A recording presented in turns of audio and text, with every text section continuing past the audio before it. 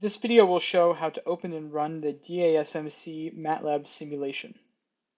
The first step is to set our path in MATLAB to the correct path for the simulation. So you can see if I run CD right now, I'm just in the current C, I'm just in the top level C directory.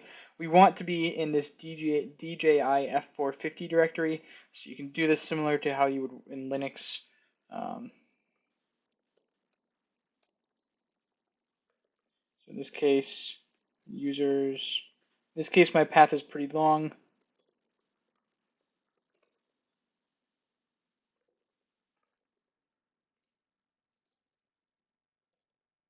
Okay, but now you can see up in the editor here, my path is leading to this DJI F450 folder.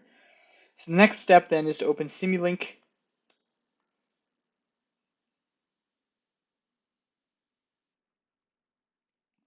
And then from in the Simulink, you can select the file that you want to open. In this case, I'm working sliding mode control folder, and I want to open this TCST simulation. This is the most recent file.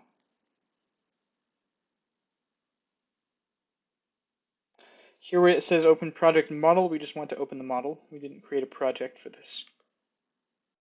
Okay, so now our Simulink model is open, but before we run it, we have to set up some of the environment here in MATLAB. So first, we're going to go into this DJI F450 folder. We're going to open this slblocks.m, this grass-based assembly data file.m, and this F450 assembly data file.m. And we're just going to run all three of those. The order doesn't matter. So we're going to run slblocks, to run. Sometimes this DJI F450 assembly data file.m has an error when it runs. That's fine. The simulation will still run even if you get this error. But now we've run the necessary setup. We can go back to our simulation and we can run it for the first time. You just run. Now the first time you run this model, it'll take a second because it has to open the Simscape viewer.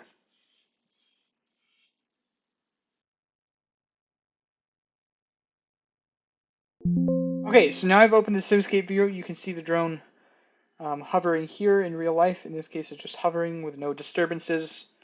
In this viewer, you can zoom out. You can adjust the view to different perspectives. You can see a real physics simulation. Now, if we go back to our simulation in Simulink, we can start adjusting some of these parameters. So there's a couple important parts of this simulation. First, we have the plant or the physical model. That's all encoded here. So there's a mask on this where you can set the mass of the payload, the mass of the drone, the length of the payload, initial roll and pitch angles if you want. If we go underneath this mask, right click on mask, look under mask, you can see some of the underlying physics. But again, we use a mask to hide all of that, so we have a very simple interface where we just enter the necessary parameters and then run the simulation. The next part of this that's major is the sliding mode control block. So again, this block has a mask. If we look under the mask,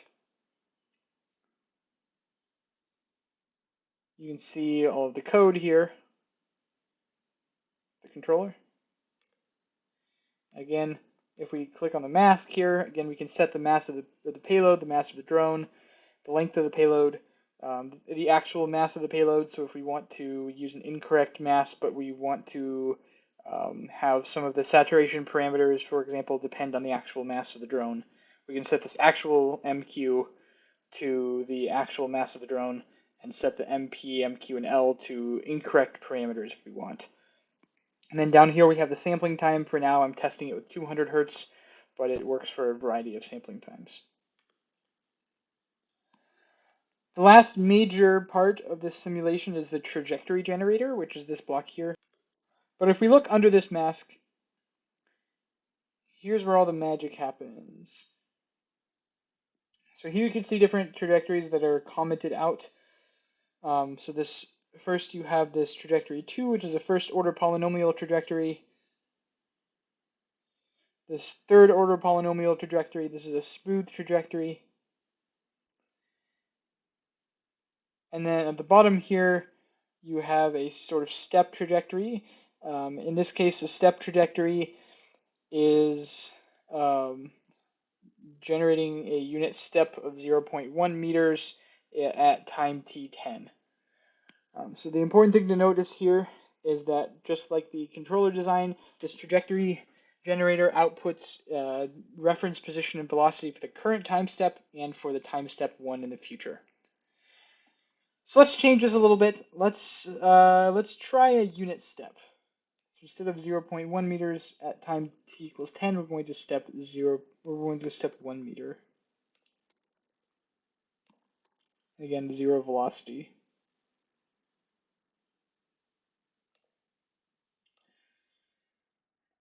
Now, if we come up here, we can see the disturbances on the system. So this is a von Karman wind model. The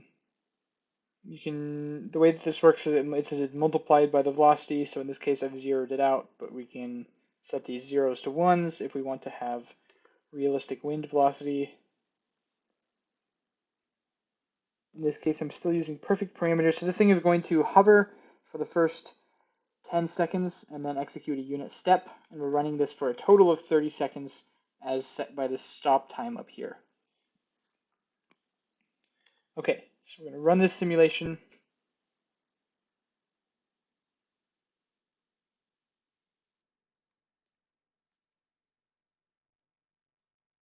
When it compiled correctly. So now, if we go back to the Mechanics Explorer, we can see the results.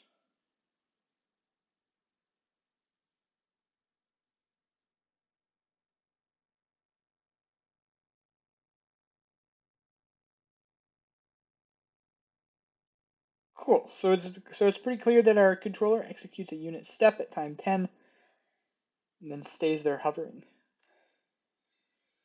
Now, if we want to extract graphs from this data, there are two ways to do that. First, we can graph it directly in MATLAB. So there's all of these different scopes around that show the different parameters. So here's the tracking, for example.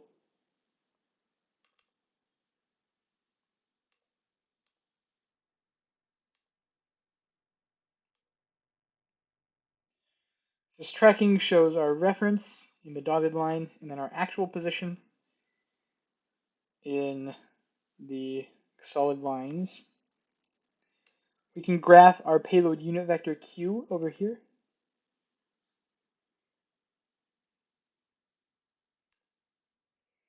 We can graph our velocity. We can graph our input to the system, u, seen here. We can graph the sliding surfaces and the boundary layer.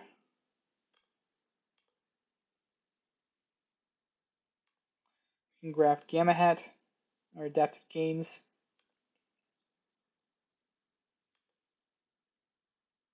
If we look at the disturbance up here, we can graph the velocities, and we can graph the force that's being exerted both on the drone and the payload. So here's the force in newtons that's being exerted on the multicopter. Okay, so I mentioned that one way to visualize data in a simulation is to plot it directly in MATLAB. The other way is to export it as a CSV file that can then be plotted in something external, like an external Python script. The way we do this is with this output script. So if we run the simulation, you can see that this allstates.matlab file is run most recently, the last time we compiled the simulation. If we click on this, we can click Finish. It will run the file. Then if we come back to MATLAB, we can open this mat to CSV file .m. We can run this file, and this will turn our MATLAB data into a CSV file. So now we have this allstates.csv file. Has the updated data. Now, this data is in array form instead of it down as a time series form, so time here runs across instead of down. The way to fix this is to transpose this data into another worksheet and then you'll have a time series CSV file that you can use to plot the data. So this is a simulation. All of the parameters are adjustable in the controller by either clicking on the mask or editing the code underneath the mask. It's the same for the trajectory generator. Hopefully this is a good guide to getting this simulation opened and running for the first time.